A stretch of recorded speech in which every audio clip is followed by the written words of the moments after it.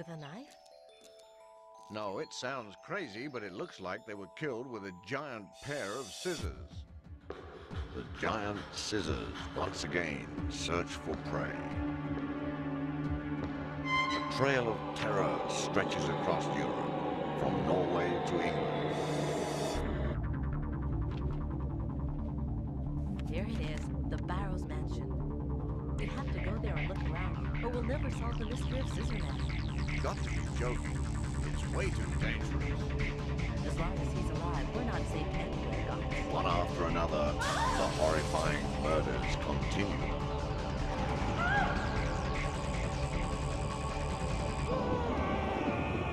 Who will make it through this game of murder alive? Clock Tower. O medo é fascinante. Esse é o Tá em Choque, o seu canal de terror, horror, suspense e algo mais. Sejam bem-vindos, vítimas queridas. Vocês percebem que eu tô muito empolgado, né? Isso porque Clock Tower é pra mim o mais impactante, a mais importante obra de terror na minha vida. E eu planejei muito tempo a gravação desse vídeo, onde eu vou contar pra vocês toda a história de Clock Tower, focando nos dois primeiros games da saga, Clock Tower The First Fear, de 95 pra Nintendo, e uma sequência que é apenas Clock Tower, lançada no ano seguinte para PlayStation. Estes que juntos completam uma história só, já que se tratam de sequências, diferente de Clock Tower 2 e 3, que aí já são outros personagens, outras histórias. Enfim, sem mais delongas, se inscreve no canal e ativa o sino e me acompanhem por aqui. O jogo se passa na Noruega no ano do seu lançamento, 1995, e vai girar em torno dessa personagem, Jennifer Simpson, uma jovem de 14 anos, educada, bonita e tímida. Quando tinha apenas 4 anos, o pai de Jennifer, um médico chamado Dr. Walter Simpson, desapareceu misteriosamente depois de receber uma chamada de emergência. Pouco tempo depois, a sua mãe também acabou morrendo por algumas causas naturais e assim a Jennifer foi enviada para um orfanato, um lugar chamado Orfanato Greenwich. Tendo que lidar com a perda dos seus pais, a Jennifer acabou sofrendo bastante nos anos seguintes e teve uma difícil socialização com os outros órfãos, mas com o tempo ela acaba aceitando a sua situação, lida com os problemas de frente e se torna uma adolescente comum, apesar de um pouco retraída e de poucos amigos. Pouco tempo antes do início da história, a Jennifer recebe uma importante notícia. Ela, assim como outras 3 colegas, seriam adotadas por uma rica família da Noruega, a família Barrows, dona da mansão Barrows, que também era conhecida como Torre do Relógio, devido ao grande relógio no topo da torre que a propriedade ostentava. As outras garotas eram Laura, uma garota loira de olhos azuis de 15 anos,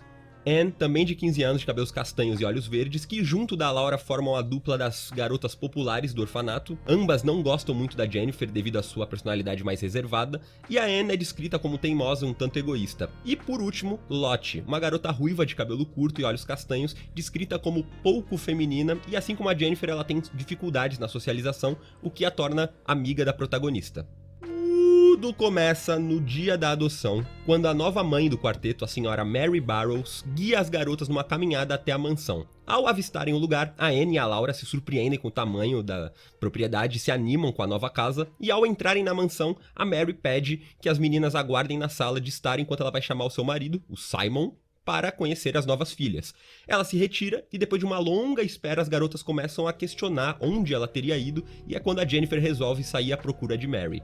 Caminhando um pouco pela mansão, a Jennifer ouve gritos de horror vindo da sala onde as garotas estavam, voltando depressa só para encontrar o lugar vazio. A Jennifer fica com medo, se perguntando se aquilo não era alguma pegadinha de mau gosto das amigas, e depois sai à procura delas pela mansão. Então, aqui a gente tem todo o estofo para começar o jogo, o primeiro Clock Tower, que vai se passar nesse vasto lugar que é a mansão, que é o único cenário do game, mas que é o suficiente devido ao seu enorme tamanho, e você pode explorar ela de uma maneira não linear. Você pode trilhar o caminho de várias maneiras diferentes e fazer muitas escolhas diferentes, e conforme isso você vai determinar qual desfecho a história vai ter, apesar de uma delas ser a canônica, como a gente vai ver na sequência, e não apenas o final. Várias passagens e acontecimentos e ordem dos fatores se alteram, tamanha variedade que tem o jogo conforme você escolhe a sua jogatina. E como nesse vídeo eu tô fazendo esse 2 em 1 e vou falar da sequência, eu vou seguir a linha do final canônico. Começa então a exploração da Jennifer pela mansão Barrows, que logo se mostra um lugar muito suspeito, bizarro, cheio de eventos sobrenaturais, cheio de armadilhas, e não tarda até que ela esbarra pela primeira vez no grande inimigo do jogo, o Scissorman.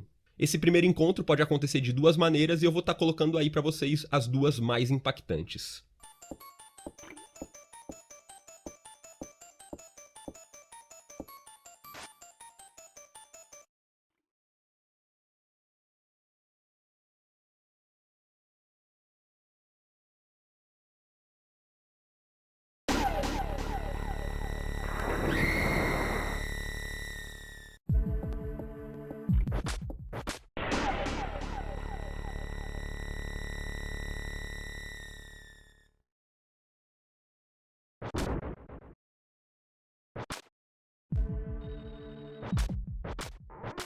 Uma criatura deformada de estatura baixa segurando uma enorme tesoura de jardinagem com uma força sobre-humana que aparece do mais absoluto nada de qualquer canto da mansão, louco pra matar a Jennifer. De qualquer forma, ele já faz aqui a sua primeira vítima, que pode ser ou a Laura ou a Anne, dependendo de qual você escolher. Aterrorizada, a Jennifer corre sendo perseguida pelo misterioso assassino e se esconde debaixo da cama em um dos quartos. Percebendo que ele se foi, ela segue caminhando cautelosamente até chegar na cozinha, onde encontra uma chave dentro de um estoque de carne infestado de moscas. Seguindo até a garagem, ela encontra um carro que liga com a chave e aqui o jogador tem a opção de simplesmente fugir da mansão. Todavia, a Jennifer canônica pensa nas suas amigas e resolve que não as abandonaria para sempre. Sendo sincero com vocês, eu no lugar dela tinha pisado na tábua, não voltaria para aquele lugar nem fudendo. Mas ok, de volta ao interior da mansão, começa então a procura da Jennifer pelas duas garotas restantes. Logo ela vai testemunhar a morte de mais uma garota, ou a Anne ou a Laura, depende de quem morreu primeiro, como nessa cena em que vemos, ao olhar pela janela do corredor, a Anne sendo atirada para baixo, suja de sangue, provavelmente já morta antes mesmo da queda.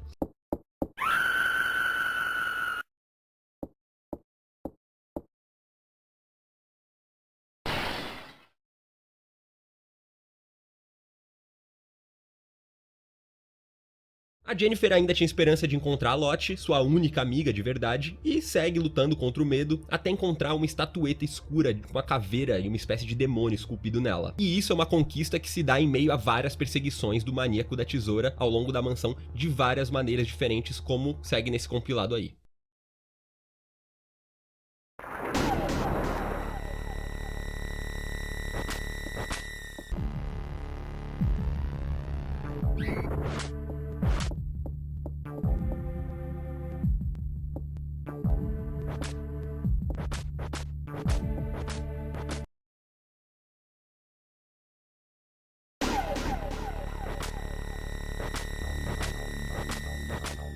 Chegamos enfim até uma sala secreta onde havia um esqueleto vestido de um jaleco, e ao ler o seu crachá vem a revelação. Aquele era o pai de Jennifer, Walter Simpson. E vamos ao nosso recurso de flashback. Seguindo a tradição milenar da sua família, Mary Burroughs era obcecada por magia negra e ocultismo desde a infância, principalmente depois do nascimento do seu irmão. Mary casou-se com Simon, um pintor, que depois de uma convivência maior conhece o lado maligno da esposa e decide matá-la quando descobre que Mary e seu irmão planejavam assassinar inocentes em rituais de magia negra. Porém, o seu plano dá errado e a Mary aprisiona o seu marido em uma das celas embaixo da mansão. No começo, Mary planejava matá-lo, mas decidiu que o melhor seria que ele vivesse dolorosamente, sem esperança, confinado na mansão, onde ela poderia assisti-lo apodrecer aos poucos e ter a sua mente enlouquecida. Eita, mulher ruim. Lembram quando eu disse que o pai da Jennifer desapareceu depois de receber uma chamada de emergência? Pois então, a emergência se tratava de um parto de risco na mansão Burroughs, onde a senhora Mary estaria com dificuldades para dar à luz a seus filhos gêmeos. Não se sabe se ela estaria grávida do Simon ou se as crianças eram fruto de algum ritual demoníaco, mas o fato é que chegando na mansão, o Walter auxilia no parto com sucesso, resultando no nascimento dos bebês. Só que logo em seguida, ele percebe que havia algo de muito errado com eles. Não se tratava de bebês comuns, mas sim disformes, grotescos, demoníacos. Antes que o Walter pudesse entregá-los à sua mãe, um deles devora a mão direita do médico. Mary Burroughs então decide que o Walter sabia demais, então deixa ele para morrer nas câmaras da mansão, onde ele falece 3 dias depois por falta de oxigênio, escrevendo uma carta nos seus momentos finais relatando esses ocorridos. Nela, ele menciona que não se tratavam de crianças, mas sim de demônios, e que estavam agora num berço sob a estrela, entre aspas. Ele observa como o ar estava acabando naquela sala, lamenta ter garantido que eles viessem ao mundo e em suas palavras finais, ele repete o nome de sua filha 3 vezes. Jennifer, Jennifer, Jennifer.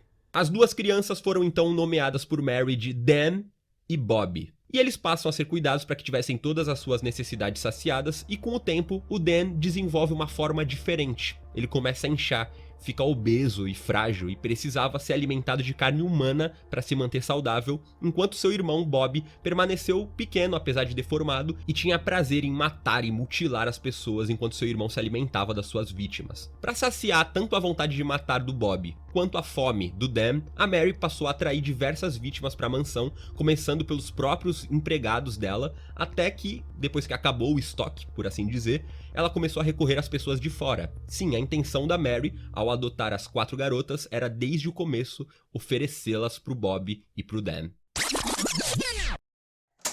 Voltando ao presente, Jennifer abraça os restos do seu pai aos prantos e depois de se recompor, ela segue na sua exploração e sua busca por Lottie. Na sala de piano, ela é surpreendida pelo Bob e, ao despistá-lo, consegue entrar numa sala onde Mary a encontra, se dizendo feliz em vê-la e se aproximando dela com uma faca nas mãos. A Jennifer foge, indo parar num altar cheio de velas com um símbolo de uma estrela no chão. Ela se lembra da frase que tinha na carta do seu pai, mencionando sobre um altar, sobre a estrela, e coloca a estatueta em cima de uma bandeja no altar. E nesse momento um alçapão se abre, revelando uma passagem secreta para baixo. Chegando no subterrâneo da mansão, a Jennifer encontra a Lottie caída no chão, em meio às velas, cheia de ferimentos, morrendo em seguida.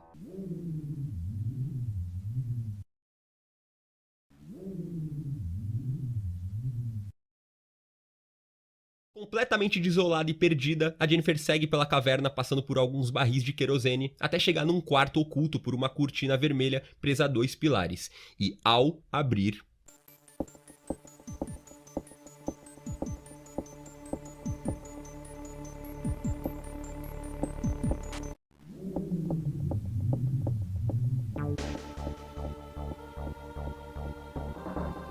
ela descobre o leito de Dan, a essa altura uma espécie de bebê gigante mutante que começa a rastejar e engatinhar atrás dela. Ela corre desesperada o caminho de volta e num golpe de pura sorte do destino, ao escalar uma elevação, ela esbarra num barril que rola para baixo e se choca com o Dan do lado de uma vela, causando uma explosão, deixando o monstro em chamas.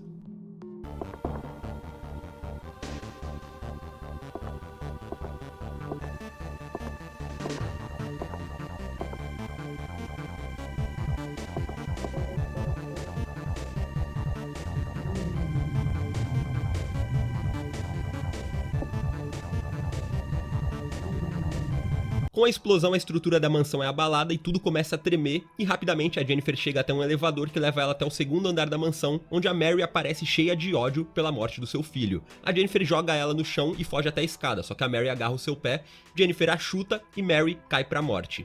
Chegando no relógio da torre, o Bob aparece pra matá-la, e é quando a Jennifer puxa uma alavanca acionando os mecanismos do relógio. Ao fazer isso, o Bob parece sofrer e fica atordoado com os barulhos das máquinas e acaba caindo nas engrenagens, sendo esmagado e estraçalhado.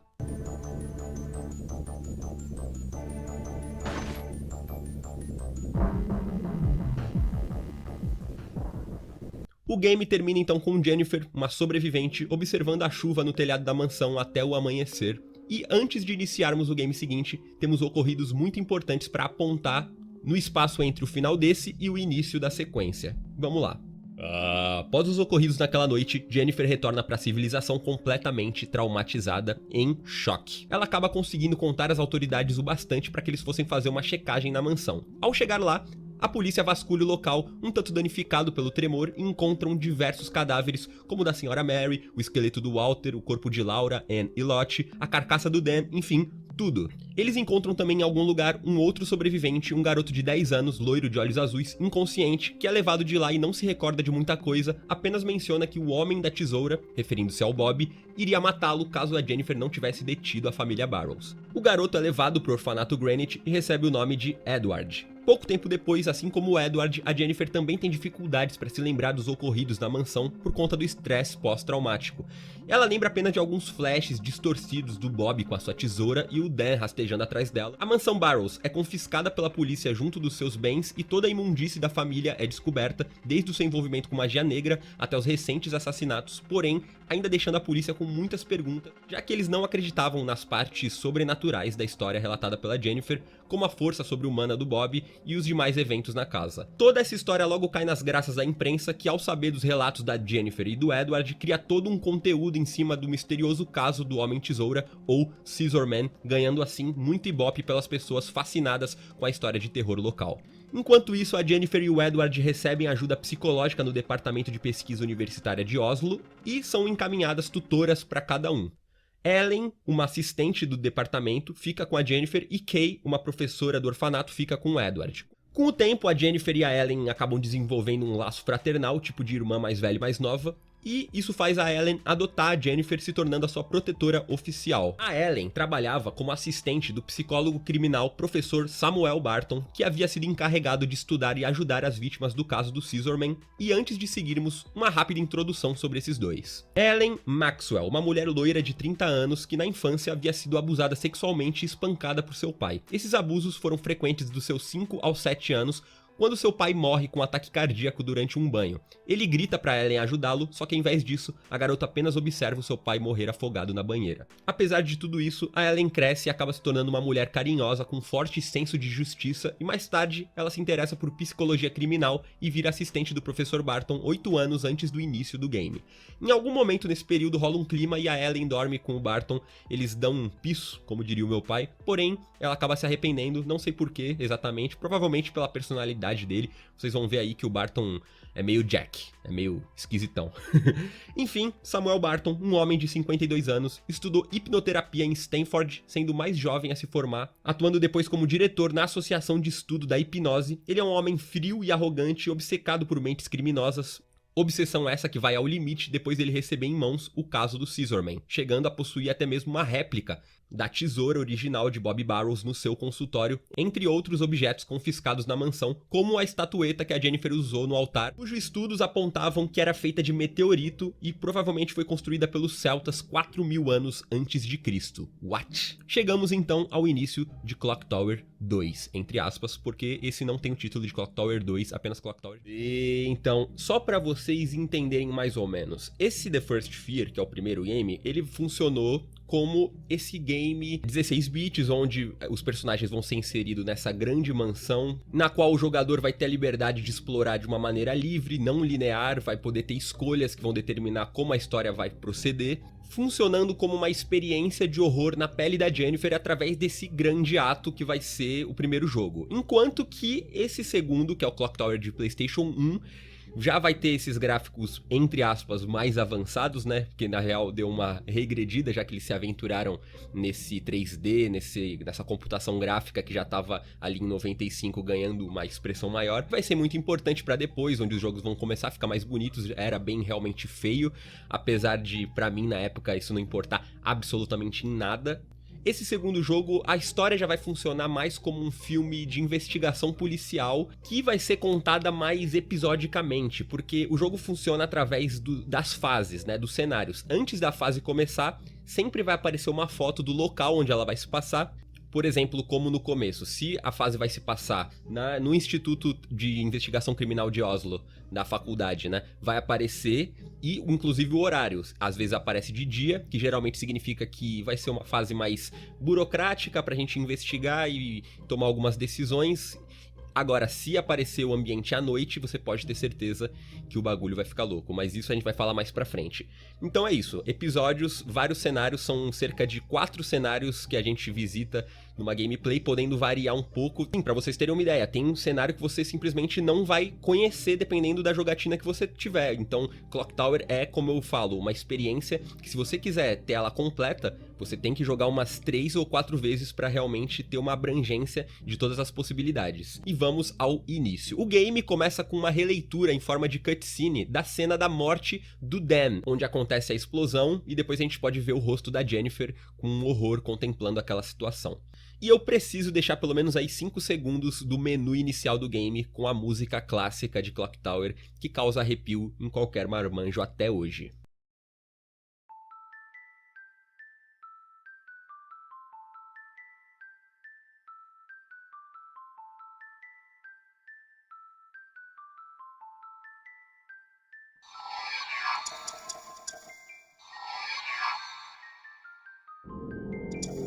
Sem falar nesse design meio púrpura, meio escuro, roxo, com imagem do demônio satânica que os caras me colocam no começo, só pra dar aquela aquecida no coração, né?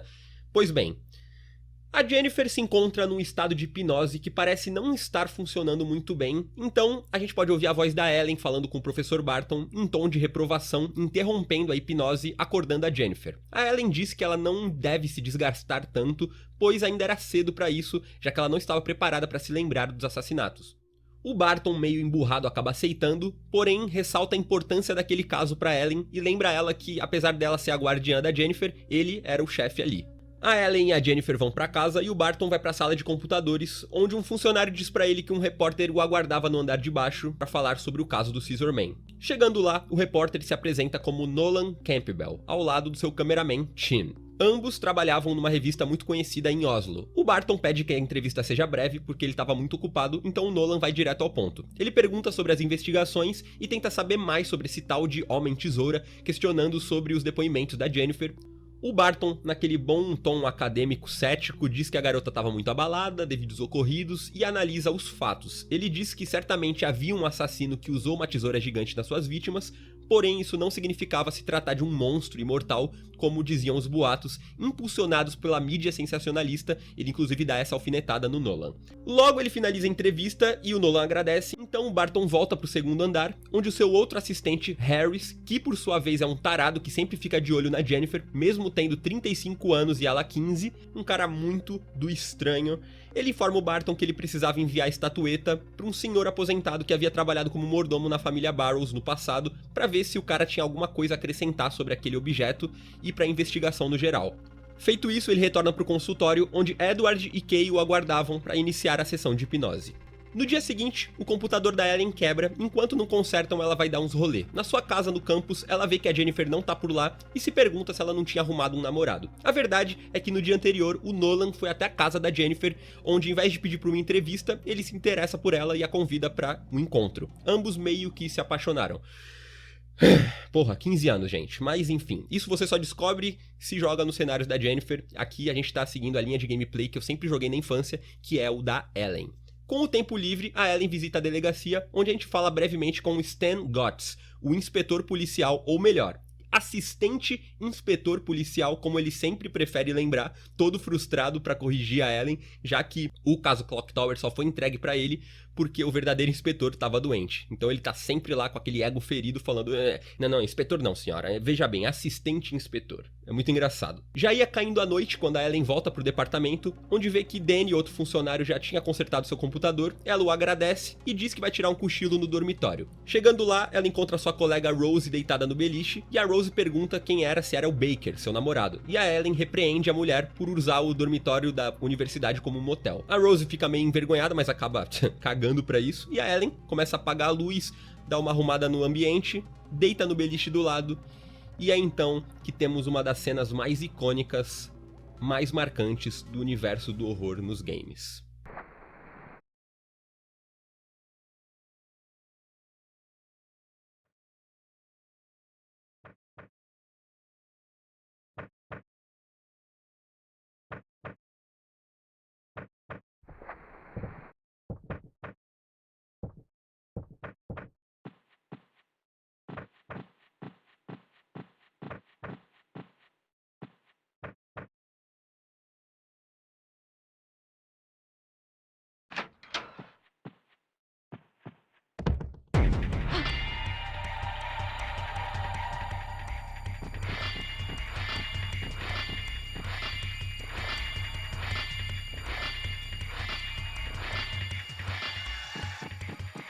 Ai!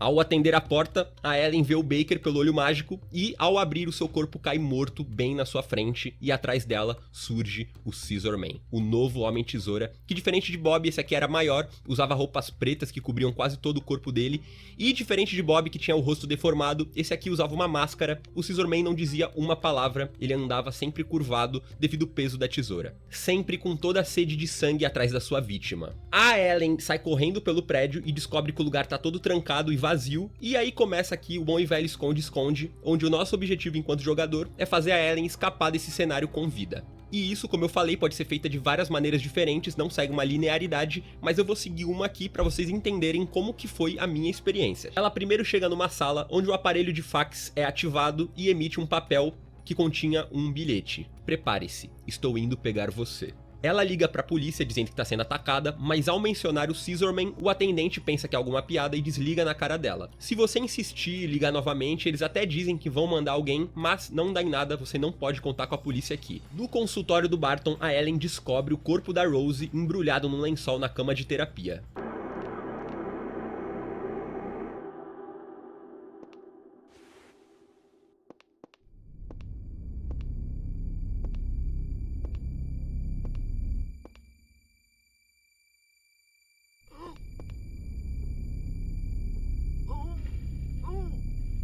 Em outra sala, atrás do trocador de roupas, encontramos o corpo de um guarda do prédio pendurado pelo cabide.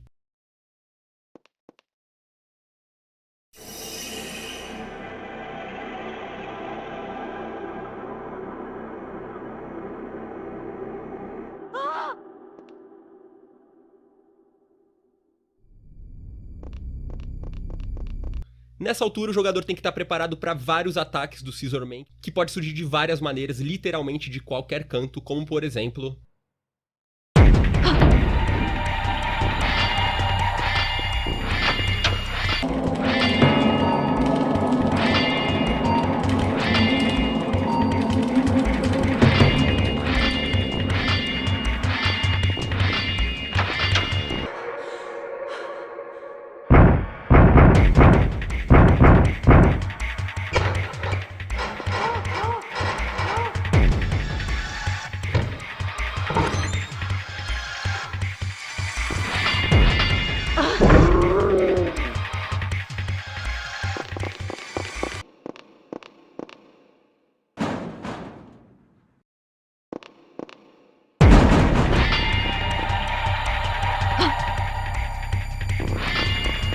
No dia seguinte, na delegacia, o Got está bolado porque ele sequer resolver o caso do antigo Scissorman e já surge um novo. A Jennifer tá amedrontada e a Ellen diz não saber se era o mesmo psicopata que tinha atacado ela na mansão, mas diz que se elas mesmas não fossem atrás da resolução do caso, o Scissorman acabaria matando todos eles. O Got entende que isso foi uma alfinetada na polícia, mas pede que a Ellen fique na cidade, pois ela seria chamada para depor em breve. Depois disso, a Ellen não vai para casa porque lá na frente haviam muitos repórteres à sua procura. Em vez disso, ela vai para o centro de pesquisa para examinar a estatueta, só que ela é informada que o Barton já tinha mandado o item pro Rick, que é o ex-mordomo lá dos Barrows.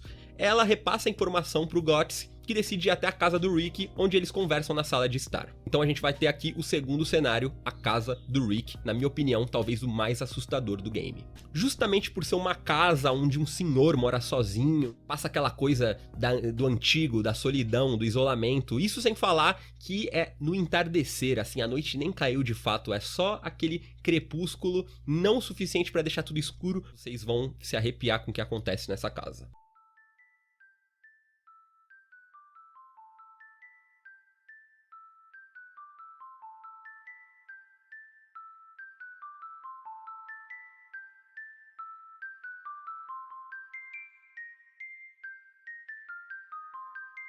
Depois do Guts contar sobre os recentes ocorridos, o Rick diz que aquela descrição sobre o Scissorman batia perfeitamente com as memórias dele. O Guts diz que se o Rick sabia de alguma coisa, ele precisava falar. O Rick divaga um pouco sobre a época em que trabalhou com a família Barrows e comenta sobre o tal do Castelo Barrows, um castelo que ficava na Inglaterra onde a família Barrows residia antes de imigrarem para a Noruega 80 anos atrás. O velho senhor comenta sobre uma antiga lenda que havia por lá, que dizia que na 13ª geração da família Barrows teria nascido um monstro, responsável pela morte de várias crianças locais na época e por instalar o terror na região, e que mais tarde teria sido morto pelo seu próprio pai, que resolveu impedi-lo.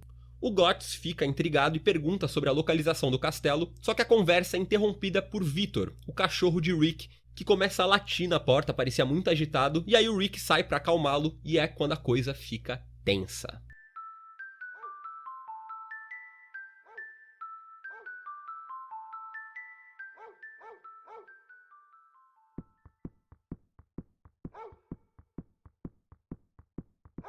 What's wrong, Victor? Be quiet. It's okay, boy. What's the matter? What makes such a racket?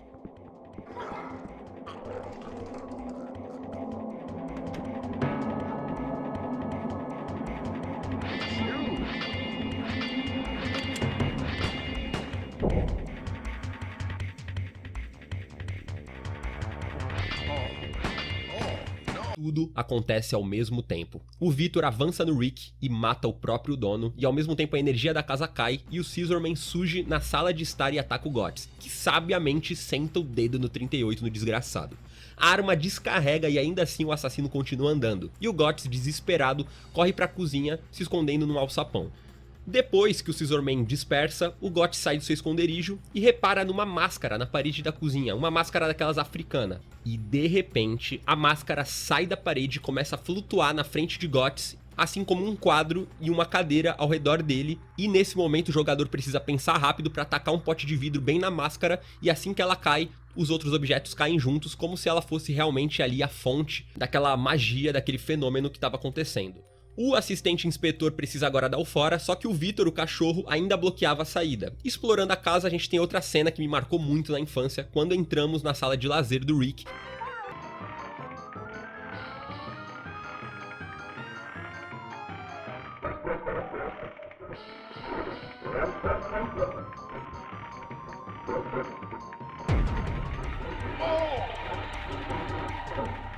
O Scissorman curtindo um desenho na cadeira de balanço. Eu acho até que era Tom e Jerry, na maior cara de pau. O Guts sai no pinote e vai pro quarto onde encontra a estatueta, assim como um mapa que levava até o Castelo Barrows. Sofrendo diversos ataques e perseguições do Scissorman pela casa, o Guts consegue chegar até a despensa onde encontra um detergente que joga nos olhos do cachorro e sai correndo pra nunca mais voltar.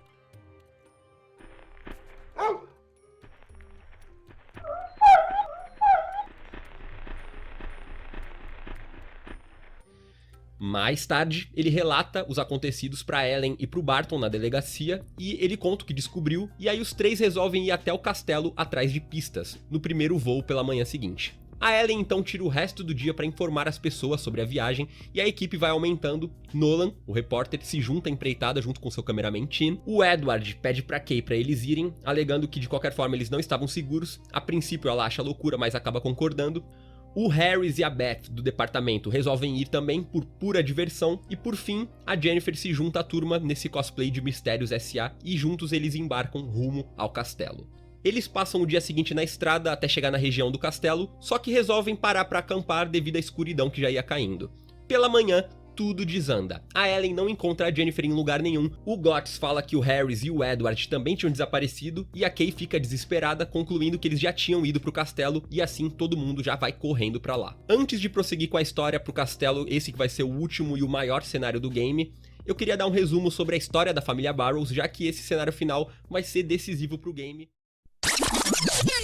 Theodore Barrows foi o primeiro senhor da família que viveu no século XV e lutou na Guerra dos 100 Anos, conflito França versus Inglaterra, e o seu grande medo da morte o levou a fazer parte de uma seita que adorava um deus chamado o Grande Pai. Esta seita que foi responsável pelo rapto de várias crianças pela Inglaterra usadas em rituais, estes que incluíam tortura e até canibalismo. Com isso, Theodore cria uma maldição na família. Para cada geração dos Barrows, uma criança demoníaca nasceria para continuar o massacre que ele havia começado, como Bob e Dan, que nesse caso foram gêmeos. Na 13ª geração nasce John Barrows, esse que seria conhecido como Little John, o primeiro Scissorman, que assim como Theodore sequestrava crianças pela região, o pai de John, Quentin Barrows, vendo os feitos do seu filho, o mata para dar um fim a essa loucura. É a lenda que o Rick tinha comentado anteriormente. Depois de matar o John, seu próprio filho, o Quentin é visto pela família como um traidor e é morto por eles. Só que a lenda diz que antes dele morrer,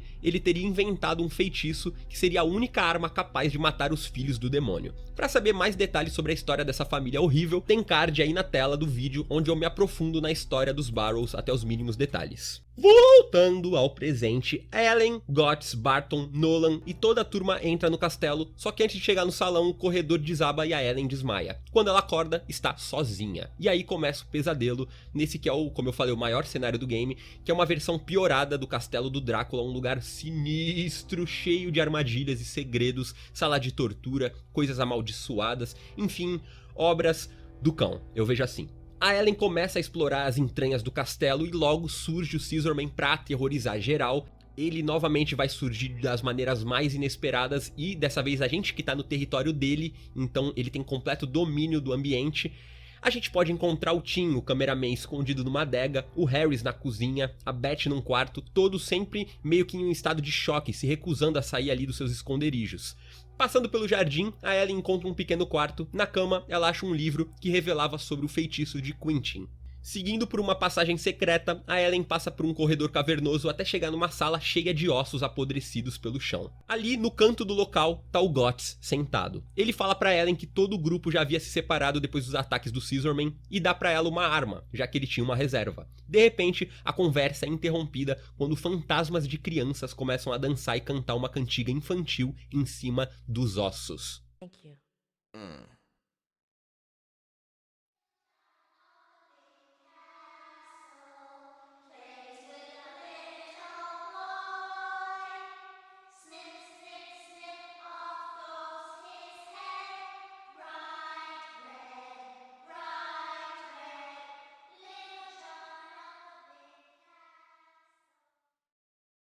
What was that? Na moral, até hoje essa porra arrepia. A canção se refere a John Barrows, o Little John, cantada pelas crianças assassinadas por ele. Aquela sala, presume-se, era o depósito dos cadáveres dessas vítimas. Ghosts. Probably the ghosts of all the kids killed here. How terrible. After Scissorman, I ain't scared of no ghosts. Seguindo de volta pelo salão principal, a Ellen escuta gritos da Jennifer vindo de uma porta. Ao ver que a porta estava trancada, a Ellen, numa atitude admirável para uma personagem de jogo de terror, saca a arma e mete bala na fechadura. Tá de parabéns, nenhum personagem de Resident Evil.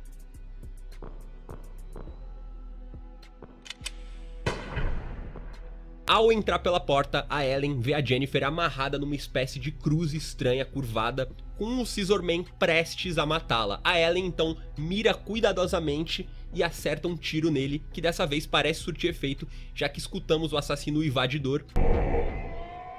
A Ellen desamarra a Jennifer e pede que ela espere ali, diz pra que ela tenha calma porque agora ela sabia como matar o Scissorman. Indo atrás dele, seguindo o rastro de sangue, a Ellen tem uma surpresa. O Scissorman que ela havia atirado era ninguém menos do que Professor Barton. Ela pergunta então como ele pôde fazer isso, e o Barton lembra quando a Ellen entrou no seu primeiro seminário, onde ele tinha dito pra ela que não existia perigo em se voltar pro lado mal ao estudar o comportamento de um criminoso, e aí ele confessa que ele estava enganado, que sempre existe perigo. Ele diz que as pessoas são atraídas pela escuridão da alma dele, entre aspas, falando em enigmas, perguntando honestamente pra Ellen se ela também não se sentia envolvida naquele caso Clock Tower, estando ali, e que talvez ela também acabasse sucumbindo para uma natureza maligna. A Ellen, enojada, refuta, dizendo que não, afinal ela não era igual ao Barton, e dito isso, o Barton não resiste e morre pelo ferimento do tiro. I'm not like you.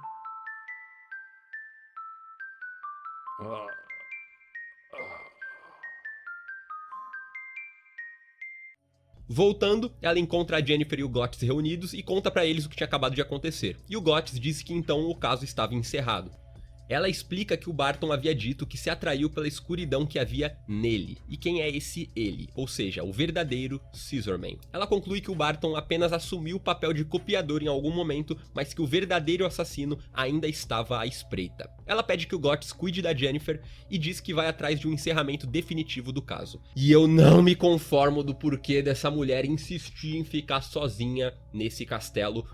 Para, mano. Voltando ao jardim, a Ellen interrompe a passagem de água e descobre uma entrada secreta. Ela então faz uma descida até o subterrâneo do castelo, onde ao entrar por uma porta se depara com uma cena que revelaria pra ela toda a verdade sobre o que estava acontecendo. Lá está o Scissorman intacto diante dela e o corpo da Kay jogado no chão, sem vida. O assassino começa a dar risada e é então que a Ellen reconhece a voz de Edward. I didn't think you'd get this far, Helen. Edward? Ela fica apavorada ao ver que o Edward era o verdadeiro assassino o tempo todo, e para que vocês entendam melhor tudo isso, vamos voltar no tempo pro final de The First Fear. Lembram quando Dan, o bebê, sai do berço e persegue a Jennifer que acaba matando ele queimado? Pois então, na verdade, aquele corpo deformado e gigantesco do Dan era também, na verdade, uma espécie de casulo. Os Scissorman da família Barrows, apesar da sua força sobre-humana e habilidades sobrenaturais, sempre viveram nas sombras, exilados da sociedade, sem contato com o resto do mundo, já que devido à sua aparência e aos seus instintos assassinos malignos, eles não passariam despercebidos. Sendo assim, a Mary, com seus rituais satânicos, começa uma nova experiência com um dos seus filhos, a fim que ele conquistasse uma aparência normal e bela. Como era esse processo? O Dan teria que se alimentar de carne humana de jovens, porém o verdadeiro Dan estava o tempo todo nas entranhas daquele bebê gigante.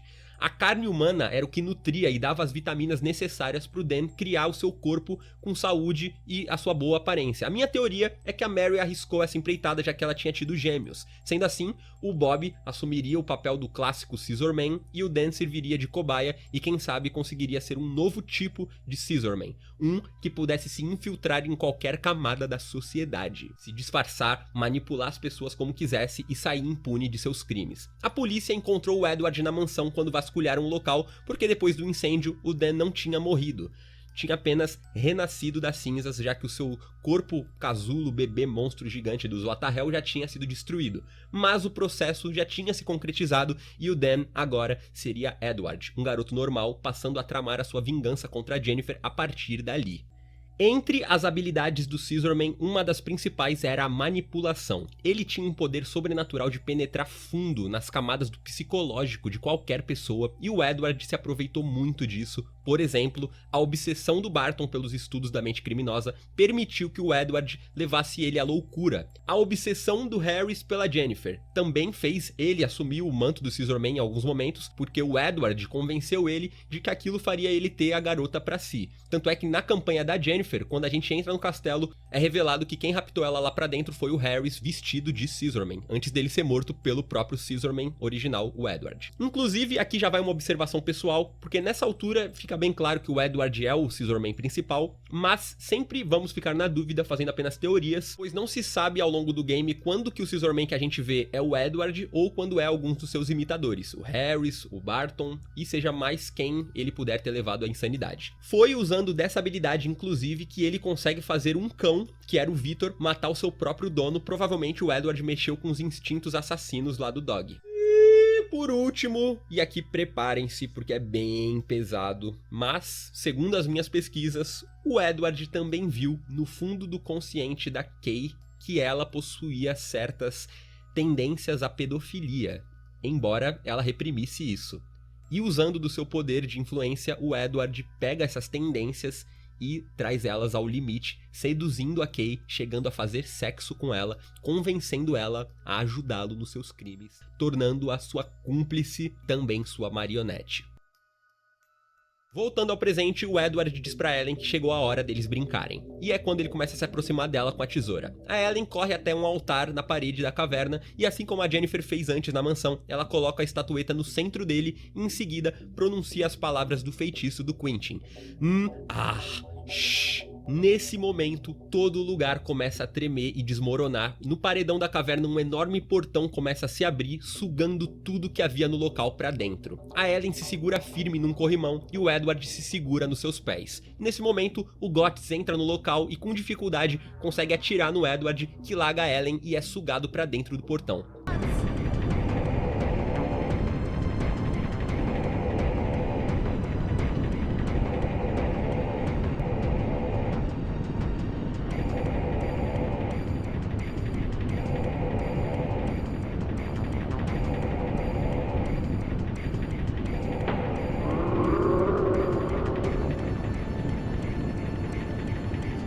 portão se fecha e a Ellen é salva pelo Guts. Enquanto isso, lá em cima, o castelo inteiro desaba devido à tremedeira. Eles escapam por uma passagem que dava pra fora do castelo. No entardecer, o lugar já estava repleto de bombeiros e policiais. A Ellen e o Guts aguardavam nas escavações até que a Jennifer é encontrada sem muitos ferimentos nos destroços. Ela e a Ellen se abraçam e assim o game se encerra.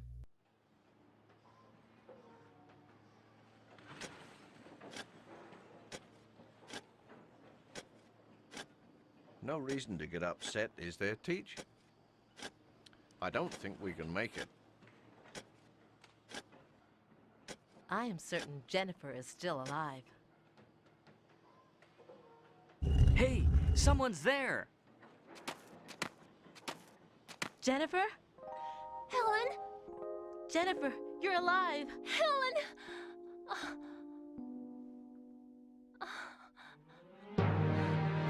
Helen?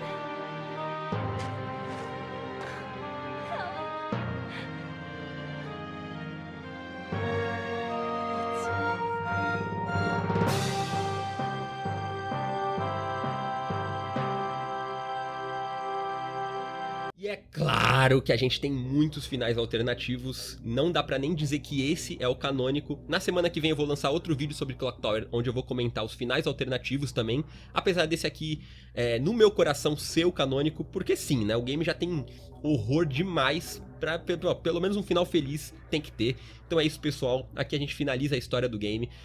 Clock Tower, um dos titãs do Survivor Horror, e como eu disse, meu filho predileto, o que me fez de uma vez por todas pegar e dizer: putz, como eu amo terror.